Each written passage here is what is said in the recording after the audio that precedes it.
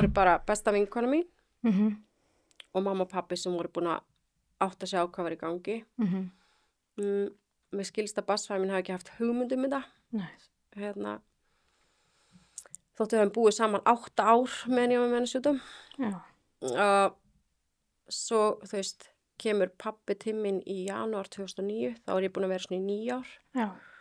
og segist vilja að fara með mér á rúndin og spjalla við mig. Svo í bílnum þá ræðir hann við mig að hann sé búin að vera að tala við geðdeild og það býði þar eftir mér viðtalstími.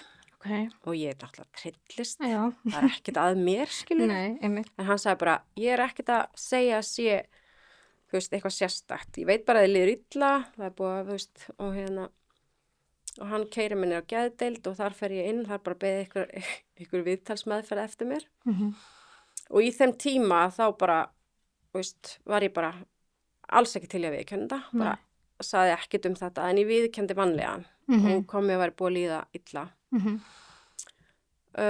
Ég hafði skilið sér sett 2008 við barnsföður minn og svo kemur hrunið Já. og þetta er bara svona allt í bland og á það að ég verð bara miklu veikari á átröskuninni. Þú veist, að því að ég leita þangað þegar mér líður illa, þú veist, að þá var því verri, þú veist, svona andlega, þú veist, þá lokaði mig af og þú veist, tók svona, ég tók svona bara svona tímbila sem ég var bara lokuð af og var bara, þú veist, borða og þú veist, þetta var bara svona eins og að vera á túrafyllir í, skilu. Og já, en ég vildi ekki viðurkenna það og ég var rosalega reið út í pappa því ég var búin að plana að eyða sko deginu með bestu vinkonum minni og við ætlum að fara bara og gera eitthvað saman og fara svo út og borða og djamma og eitthvað svona og pappi sagðist að það hefði verið búin að tala við hana, hún vissi alveg af þessu. Svo skuttlar hann mig þangað þegar ég er búin sko og ég var rosalega reið. En þegar ég labba upp stigann, hún bjó á efstu hæð og ég labba upp stigann og hún opnaði hurðina og þá bara svona í fyrsta skipti sagði ég bara ég er með átröskun, eða þú veist, ég var ekki hvernig ég sagði það, hún bara opnaði faðm minn og sagði bara til hamingju að hafa sagt það og það er svona, þar byrjar svona ég að viðurkenna henni sjúkdóm í fyrsta skipti, ég gat viðurkennt það fyrir henni en ekki sálfræðingnum eða pappa eða eitthvað sko, en þarna var ég búin að samþykkja að fara í eitthvað skonar sálfræði viðtöl og hún var ólétt, sálfræðingurinn kom miklu styttra leið heldur en ég sagði og hún var alltaf komin bara í fæðingarálof, hún var það ekkert skilu, ég bara var ekki tilbúin að fara lengra með þetta.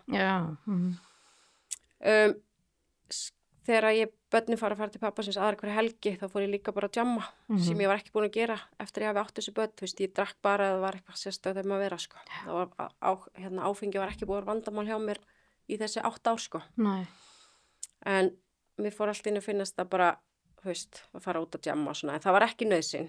Nei. Meðan ég var með átröskuna, ekki eins mikið, veist, átröskun var bara besta vinkona mín. Veist, þetta er svolítið sjúkt að tala um það. Þetta er ákveðin fík. Þetta er 100% bara hin hliðin á peningnum því að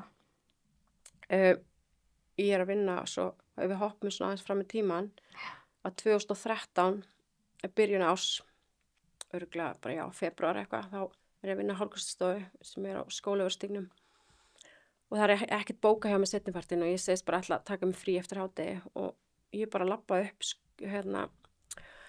Skólavörðustíginn og bara upp á geðdeild og bara, veist, sagði bara mér vantar hjálp. Ég geti þetta ekki lengur. Nei. Eins og ég sagði, þetta er sjúkdómur einmannleikans að vera alltaf í þessum feluleik. Jesus Christ, sko, þetta er bara, veist ekki, gæti ekki fara í bústað án þess að vita, sko, annarkvort var ég bara að fara að svelta mig af því að það heyrðist svo rosalega mikið þegar þú varst að kasta upp á klósti. Og ef það heyrðist rosalega mikið, þá þurfti ég bara að svelta mig. Það var bara eftir því að þá var ég bara ókslega mannsæl og fannst ég vera að missa ókslega miklu og þetta bitnaði bara rosalega á fjölskyldinu minni. Rosalega. Bara eins og að vera fyllibitta, skilur, eða þú veist, fyllibitta, ljótt orð, alkoholisti, virkur. Og geta ekki, þú veist, drukja því þú ert að vera með fjölskyldinu eða eitthvað, nema bara þarna gæti ég ekki borða, skilur. Þannig voru mörg svona, þú veist, dæmi, þú veist, í útilegu og það var bara kamar. Það varst ekki að fara að borða, þá varstu bara að svelta þig. Og þetta er bara rosalega erfitt, tókstreita. Fólk hefur verið greinilega að fara að taka eftir þessu. Fyrst að pappiðinn hefur farið bara vel gert pappiðinn, sko. Af því að þetta er ekkit örgulega auðvelt að taka svona eingreip, sko. Nei. að fara með þau á rúndin og eitthvað, þetta ég var bara svona eins og lítil smástelpa í bílnum hjá mér, get ég ímyndað mér, þú veist. Nei, einmitt. og það var alveg birtingamyndir hjá mér mjög oft þegar foreldrar mínu reyna að tala við mig. Að ég rauk út, þú veist, þessi þöggun skilur bara, ef að fór bara fílu, fullorðin kona með 2 börn. Já.